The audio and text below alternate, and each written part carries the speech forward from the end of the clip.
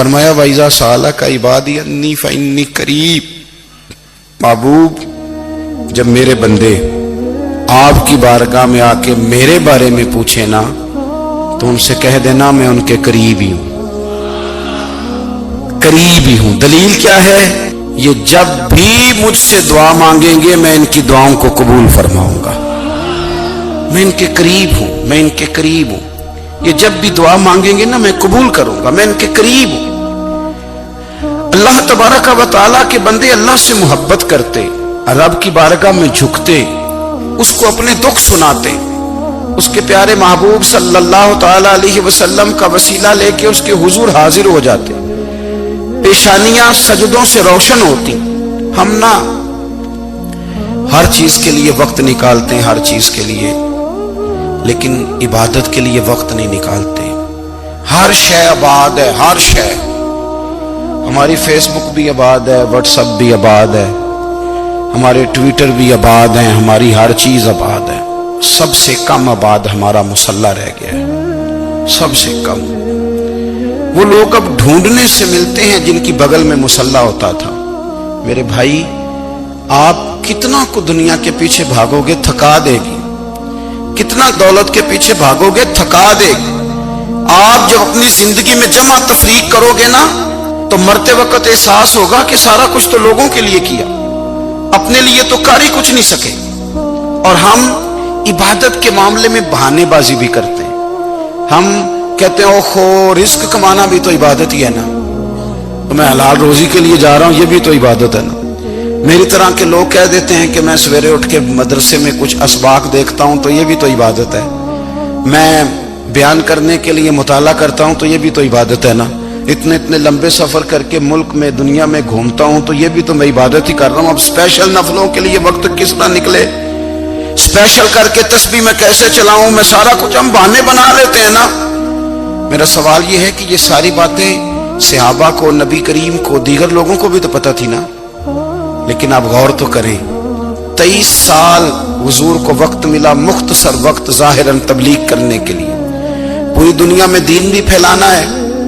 گھر میں 11 ازواج ہیں، 4 بیٹیاں ہیں، ان کی اولادیں، سارے کام کاج بھی دیکھنے ہیں، لیکن سیدہ طیبہ طاہرہ حضرت عائشہ صدیقہ رضی اللہ تعالیٰ عنہ فرماتی ہیں سارا دن تبلیغ کرتے، ہر غلام کے دکھ سنتے، گھر میں آتے تو اپنے گھر والوں کا خیال کرتے، کام میں ہمارا ہاتھ بٹاتے۔ قربان جاؤں، کہتی ہیں زمانہ سارا سو جاتا لیکن آمنہ کے لال مصلی بچھا لیتے۔ دنیا سو گئی، ساری سب سو گئے، جو خدام تھے، وہ جو غلام تھے وہ سو گئے۔ صحیح مسلم میں لفظ ملیں گے، سیدہ پاک فرماتی ہیں او میرے نبی کے غلاموں، میں نے یہ رنگ بھی دیکھا ہے کہ حضور نے اتنا کھڑے رہے، اتنا قیام کیا، اتنا قیام کیا کہ مقدس پیروں میں ورم آ گئے، سوج گئے پیر، اتنے بڑے۔ دل پہ ہاتھ رکھ کے نہیں بتا سکتا کہ میرے کبھی نماز میں پیر سوج گئے، کوئی نہیں بتا سکتا۔ بچوں کی روٹی کماتے تھک گئے بات الگ ہے، ہم سیر کرنے گئے تو تھک گئے بات الگ ہے، لیکن عبادت میں یہ بھی تو مسلم شریف ہے نا، یہ بھی تو دین ہے نا، یہ بھی تو حضور کی سنت ہے، یہ بھی تو وہ چیز ہے جو کریم کی آنکھوں کی ٹھنڈک ہے۔ سیدہ فرماتی ہیں پیروں میں ورم آ گئے، اور ساری رات ہی حضور نے نماز پڑھی اور ایک ہی آیت بار بار دہرائی۔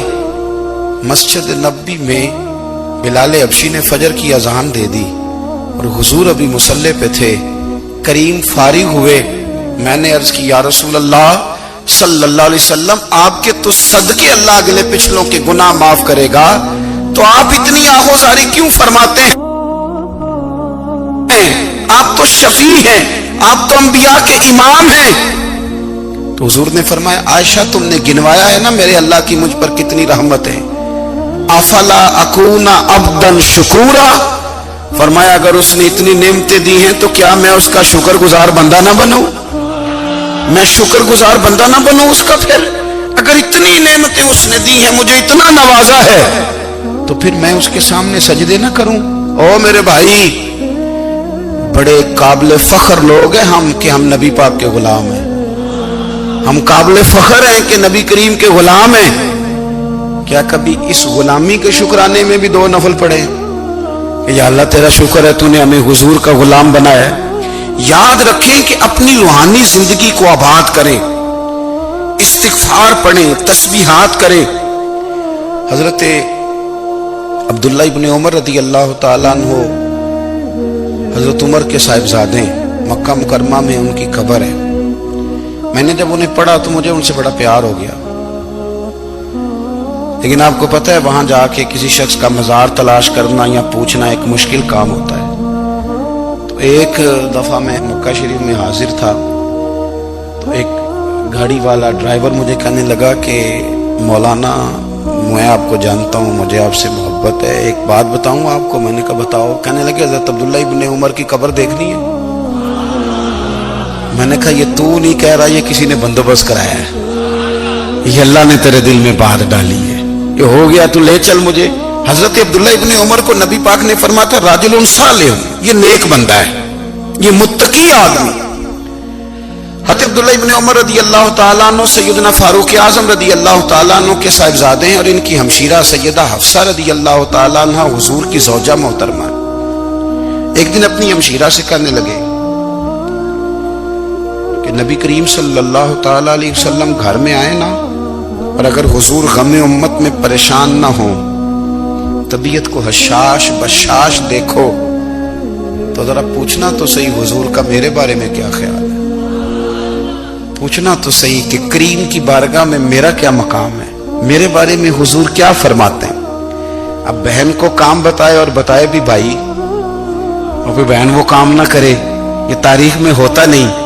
حضرت عمر فاروق رضی اللہ تعالیٰ عنہ کی صاحبزادی ام المومنین رضی اللہ تعالیٰ عنہ فرماتی ہیں کہ میں تو بس منتظر تھی، انہوں نے تو کہا تھا نا کہ اگر تم حشاش بشاش دیکھو تو بات کرنا، لیکن حضور تشریف لائے، میری باری تھی، میرے گھر تشریف لائے، کھانا پیش کیا تو فوراً میں نے عرض کی حضور ایک بات پوچھنی تھی۔ تو حضور نے فرمایا پوچھئے۔ میں نے عرض کی حضور میرے بھائی عبداللہ ابن عمر کے بارے میں آپ کا کیا خیال ہے؟ نوجوانوں میری بات پہ غور کرنا، میرے بھائی کے بارے میں آپ کا کیا خیال ہے؟ تو نبی کریم صلی اللہ تعالیٰ علیہ وآلہ وسلم نے میری طرف دیکھا، اور پھر حضور زیر لب تھوڑا مسکرائے، اور بریلی کے امام کہتے ہیں کہ حضور مسکرا دیتے تھے نا تو جو بڑا دکھی ہوتا تھا وہ بھی ہنس پڑتا تھا۔ اب سوال پیدا ہوتا تھا کہ پھر تو اس مسکراہٹ کے لیے انتظار کرنا پڑتا ہوگا کئی مہینے کہ حضور مسکرائیں تو رونے والے ہنسیں، تو اعلیٰ حضرت فرماتے نہیں، انتظار نہیں کرنا پڑتا، یہ مسکراتے رہنا تو حضور کی عادت ہے۔ جس کی تسکین سے روتے ہوئے ہنس پڑے، اس تبسم کی عادت پہ لاکھوں سلام۔ یعنی یہ تو عادت ہے حضور کی مسکراتے رہنا، اس کے لیے انتظار نہیں کرنا پڑتا۔ بھائیو آپ خیال رکھیں گے، غور کریں گے، حضرت عبداللہ ابن عمر رضی اللہ تعالیٰ عنہ کے بارے میں پوچھا تو سیدہ فرماتی ہیں کہ نبی کریم صلی اللہ تعالیٰ علیہ وسلم نہ زیر لب مسکرائے اور فرمایا حفصہ تیرا بھائی ہے تو اچھا، لیکن میں نے سنا ہے کہ عشاء کی نماز پڑھتا ہے تو فجر تک سویا ہی رہتا ہے۔ او نوجوانوں، 10 بجے تک سونے کی بات نہیں ہوئی، 9 بجے تک سونے کی بات نہیں ہوئی، 11 بجے اٹھنے کی بات نہیں۔ حضور فرمانے لگے میں نے سنا ہے کہ عشاء کی نماز پڑھ کے سو جاتا ہے اور فجر تک سویا ہی رہتا ہے، اسے چاہیے کہ تہجد کے وقت اٹھا کرے، اللہ کی بارگاہ میں حاضر ہوا کرے، آہوزاری کرے، سجدے کرے، عبادت کرے، اٹھتا ہے اور فجر میں جا کے اٹھتا ہے۔ حضرت جناب حفصہ رضی اللہ تعالیٰ عنہ کہتی ہے میں نے جناب عبداللہ ابن عمر کو پیغام دیا اور میں نے کہا میرے جوان بھائی سن، نبی پاک نے فرمایا ہے تو اچھا پر تہجد میں نہیں اٹھتا، نفل نہیں پڑھتا۔ او میری ملت کے جوانوں، مزہ نہیں آ جاتا جب ساری دنیا سوئی ہو، ساری دنیا، اور بستر بھی گرم ہو اور نیند بھی پورا غلبہ کر رہی ہو، اور اچانک گھنٹی بجے دماغ میں، آنکھ کھلے، گھڑی پہ نظر پڑے، 3:30 4 بجے کا پیغام گھڑی بتائے، اور کوئی چڑھتی جوانی والا اٹھ کے وضو کرے، اور جب وہ مصلی کھول کے بچھائے تو مدینے والے محبوب کہتے ہیں کہ ہر نماز پہ رب ثواب دیتا ہے، اور جو اٹھ کے تہجد کی نماز پڑھے اسے دیکھ کے تو رب مسکراتا ہے، جو اس کی شان کے لائق ہے، جو اس کی شان کے لائق، وہ مسکراتا ہے، خوش ہوتا ہے کہ میرا بندہ تہجد میں اٹھ گیا، وہ مسکراتا ہے۔ کاش ہماری صبحیں کبھی اپنے مالک کے نام ہو جائیں، کاش کہ صبح حضرت ابو الحسن رحمت اللہ تعالی علیہ حضرت معاذ ابن جبل رضی اللہ تعالیٰ عنہ کے پاس بیٹھا کرتے تھے، فرماتے ہیں ان سے جو پیار بڑھا تو پھر میرا مصلی سے بھی بڑھ گیا۔ تابعی ہیں، فرماتے ہیں صحابی رسول سے محبت ہوئی تو ذکر سے بھی ہو گئی، پھر درود شریف سے بھی ہو گئی، محبت ان سے بڑھی تو پھر اللہ نے مسجد کا پیار بھی بڑھا دیا۔ آپ فرماتے ہیں کہ میری ہر وقت طبیعت چاہتی تھی کہ بس اللہ اللہ کروں، بس اللہ اللہ کروں، بس نہ میں ذرا تھوڑی جان چھڑاؤں لوگوں سے، کوئی 10 منٹ ملے تو میں کوئی 4 نفل پڑھ لوں، میں تھوڑا سا نہ بچوں لوگوں سے، اور مجھے تسبیح ملے تو میں نہ کچھ 400-500 دفعہ استغفار پڑھوں، سبحان اللہ، الحمدللہ، اللہ اکبر، لا حول ولا قوت الا باللہ، میں نہ تسبیحات پڑھوں۔ فرماتے ہیں کہ بچے تھے گھر میں 6-7، غربت تھی، کام ملتا کوئی نہیں تھا، اور میں کام چور نہیں تھا، کام ڈھونڈتا تھا، پر اللہ کی قدرت کے کام نہیں ملتا تھا۔ فرماتے ہیں کہ میں نے ایک دن اپنی اہلیہ سے کہا کہ آج میں پھر جاتا ہوں کام ڈھونڈنے، تو میری بیوی بڑی فرما بردار تھی، پر اس دن نہ غربت کے ہاتھوں تنگ آ کے کہنے لگی آج نانا کوئی تو چیز لے کے آیا، تو مجھ سے بچوں کی بھوک نہیں دیکھی جاتی، یہ سب روگاں دا روگ محمد جس دا نام غریبی، کنڈ بلا کے لنگ جاندے نہیں دوست یار قریبی، آج نہ کچھ لے کے آیا تو میں بچے لے کے چلی جاؤں گی۔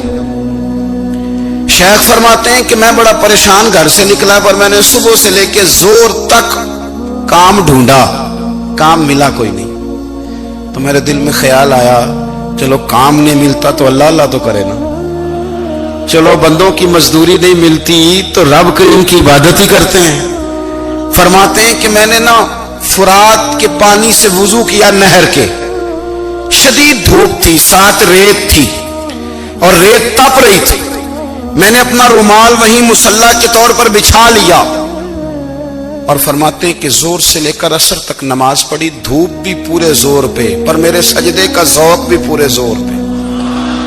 فرماتے ہیں سورج بھی چمک رہا ہے اور رب کی عبادت کا ذوق بھی پورے زور پہ، میں سجدہ کروں تو پھر میرا اٹھانے کو جی نہ چاہے۔ میرے استاد لکھا کرتے تھے، یہ ان کا شعر ہے، وہ کہا کرتے تھے مجھے سوز دے، مجھے ساز دے، اور مجھے نیم شب کا نیاز دے، دم سجدہ خود کو میں توڑ دوں، مجھے ایسا ذوق نماز دے، اور میں تیری بہار کا پھول ہوں، میں کھلا بھی ہوں تو تیرے لیے، مجھے میری شاخ سے توڑ لے، مجھے اپنی زلف کا ناز دے۔ بھائی فرماتے ہیں کہ عصر تک میں نے نفل پڑھے، دل ڈھلنے لگا، عصر کی نماز پڑھی اور میں وہاں سے چلا۔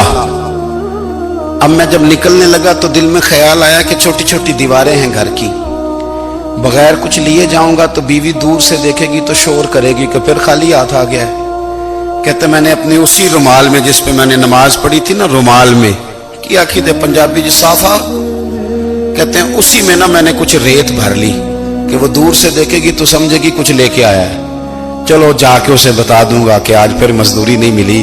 کہتے ہیں وہ ریت لے کر جب میں گھر میں گیا تو پہلے بیوی دروازے پہ کھڑی ہوتی تھی، پوچھتی تھی خالی ہاتھ آ گئے ہو؟ آج میں نے دیکھا تو ہے ہی کوئی نہیں۔ فرماتے ہیں میں اندر داخل ہوا، سلام لیے، کونے میں میں نے وہ رومال رکھ دیا اور میں نے آواز دی کہ بھلی مانس کہاں ہو؟ تو وہ کہنے لگی آپ منہ ہاتھ دھو لیں، میں روٹی لے کے آئی۔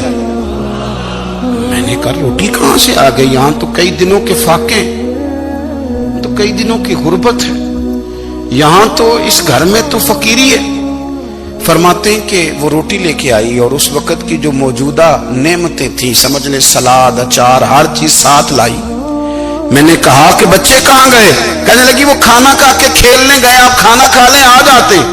کھانا اس نے چن دیا۔ میں نے حیرت انگیز لہجے میں ساری نعمتیں اپنے دسترخوان پہ دیکھ کر کے بیوی سے پوچھا یہ کہاں سے آیا کھانا؟ بچوں کو تو نے کہاں سے کھانا کھلایا؟ یہ سارا کچھ کیسا ہے؟ کہنے لگی پتہ نہیں آج آپ کس کریم کی مزدوری کرنے چلے گئے تھے۔ پتہ نہیں کس کریم کی میرے گھر میں تو اتنی نعمتیں آئی ہیں کہ مجھ سے سنبھالی نہیں جا رہی، اتنا اناج ہے، اتنا گندم ہے، کس کریم کے دروازے آج چلے گئے تھے؟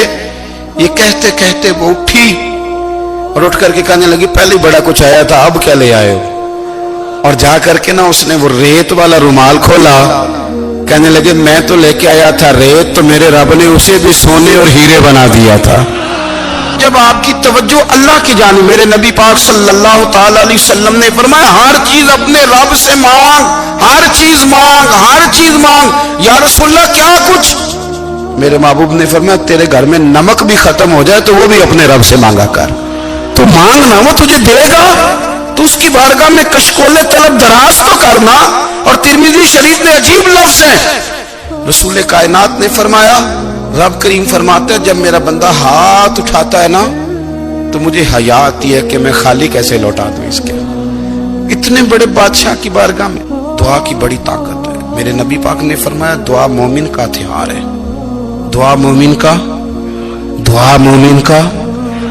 حضور نے فرمایا تقدیر کو سوائے دعا کے کوئی چیز نہیں بدل سکتی۔ دعا مومن کا ہتھیار ہے، یہ کافر کے پاس کوئی نہیں، یہ ہتھیار ہے مومن کا۔ اللہ کرے آپ کو سمجھ آئے، پھر سنیں، کئی بار کہہ چکا ہوں یہ ہتھیار ہے۔ کافر کے مقابلے میں جو تیرے پاس سب سے بڑا ہتھیار ہے وہ دعا ہے۔ دعائیں کرانی چھوڑ دی، کرنی چھوڑ دی، لینی چھوڑ دی۔ حضرت سیدنا انس بن مالک رضی اللہ تعالیٰ عنہ فرمایا کرتے تھے میں نے وہ رنگ دیکھا ہے جب حضور دعا مانگتے تھے اور حضور کی مقدس آنکھوں میں آنسو بھی ساتھ ہی بہا کرتے تھے، میں نے وہ انداز دیکھا ہے۔ بھائی اپنا مصلی کا، عبادت کا، وظائف کا، اللہ اللہ کا سلسلہ اس کو مضبوط کریں، اپنی دعاؤں کے تعلق کو مضبوط کریں۔ دعائیں بڑے انقلاب برپا کر دیتی ہیں۔ ہم تھوڑے تھوڑے نا جب سے خشک ہوئے ہیں نا، خشک، اور میری تو جماعت ہی صوفیاء کی جماعت تھی، ہم تو داتا علی اجمیری کی جماعت سے، ہم تو خواجہ اجمیری کی جماعت سے، ہم تو شیخ احمد فاروق سرہندی کی جماعت سے، ہم تو صوفیاء کی جماعت۔ ہماری جماعت نے بھی وہ تعلق جو ہمارے بزرگوں نے بنایا تھا۔ بزرگ اللہ کے قریب کیسے جاتا ہے؟ تو ہمارے یہاں نا بہت سارے لوگ کہتے ہیں جی نظر ہو گئی تو کام ہو گیا۔ بھائی جو بخاری مسلم میں طریقہ ہے نا اللہ کا قرب پانے کا وہ تو نفل ہے۔ نبی کریم علیہ الصلوۃ والسلام نے فرمایا بندہ نفلوں کے ذریعے رب کے قریب جاتا ہے، اور اتنا قریب جاتا ہے کہ پھر اللہ اس کی زبان بن جاتا ہے، اللہ اس کی آنکھیں بن جاتا ہے، کان بن جاتا ہے، ہاتھ اور پیر بن جاتا ہے۔ تو یہ تو عبادت ہے، یہ تو اللہ کی بارگاہ کی حاضری ہے جو آپ کو اللہ کے قریب کرے گی۔